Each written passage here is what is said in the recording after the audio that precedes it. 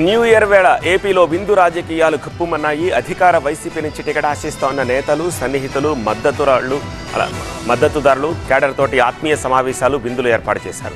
తమ బలాన్ని అధిష్టానానికి చూపించే ప్రయత్నం చేశారు. కొత్త ఏడాది తొలి రోజు కిర్లంపూడి రాజకీయాలు ఆసక్తి రేపాయి.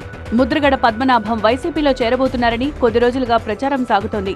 దీనికి కొనసాగింపుగా ముద్రగడ పద్మనాభం ఏర్పాటు చేసిన న్యూ ఇయర్ ఆత్మీయ కలయికకు ముద్రగడ అభిమానులు, అనుచరులు, కాపు నేతలు పెద్ద ఎత్తున తరలివచ్చారు. ఆత్మీయ కలయికకొచ్చిన వారిని ముద్రగడతో పాటు ఆయన తనయుడు ఆప్యాయంగా పలకరించారు. గతేడాది ముద్రగడ పద్మనాభం జనసేన అధినేత పవన్ కళ్యాణ్ పై తీవ్రస్థాయిలో విరుచుకుపడ్డారు. దీంతో ముద్రగడ పద్మనాభం వైసీపీలో చేరతారంటూ ఊహాగానాలు వినిపించాయి. దాంతో పాటు సీఎం వైఎస్ జగన్ ను పలు అంశాల్లో అభినందిస్తూ ముద్రగడ పలు లేఖలు రాశారు.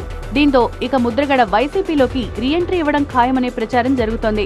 ఈ క్రమంలో అనుచరులతో ఏర్పాటు చేసిన ఆత్మీయ కలయిక ఆ ప్రచారానికి బలం చేకూరుస్తోంది. మరోవైపు ముద్రగడ కుటుంబం నుంచి ఎవరు పోటీ చేసినా గెలిపించి తీరుతామంటున్నారు ఆయన అనుచరులు. ఆయనతో మేము గత 28 సంవత్సరాలుగా పద్మనాభం గారు అంటే నడుస్తున్నాం. ఈవేళ పద్మనాభం గారు ఏ నిర్ణయం తీసుకున్నా సరే మేమందరం కూడా ఆయన నిర్ణయానికి కట్టుబడి ఉంటాం. అలాగే ఈవేళ ఆయన కుటుంబంలో ఆయనకైనా వాళ్ళ అబ్బాయిని కూడా రాజకీయ ప్రవేశం చేసి ఈవేళ మాకు పిఠాపురం నియోజకవర్గంలో అత్యధిక మెజార్టీతో ఆ కుటుంబంలో ఎవరొచ్చినా మేము నెగ్గించి తీర్తామని.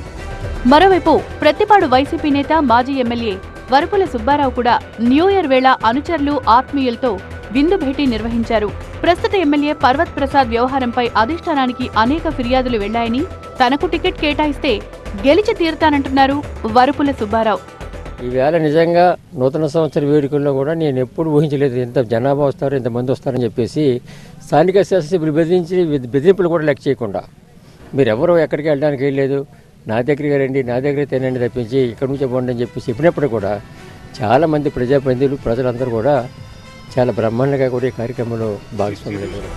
అసెంబ్లీ ఎన్నికలు సమీపిస్తోన్న నేపథ్యంలో టికెట్ల కేటాయింపును ముమ్మరం చేసింది వైసీపీ అధిష్టానం. ఈ క్రమంలో పలువురు ఆశావాహులు తమ బలగాన్ని చూపించుకునేందుకు పోటాపోటీగా ఆత్మీయ సమావేశాలు, విందు రాజకీయాలు ఏర్పాటు చేస్తున్నారు. మరి వీటిని అధిష్టానం ఎంతవరకు పరిగణలోకి తీసుకుంటుందో చూడాలి.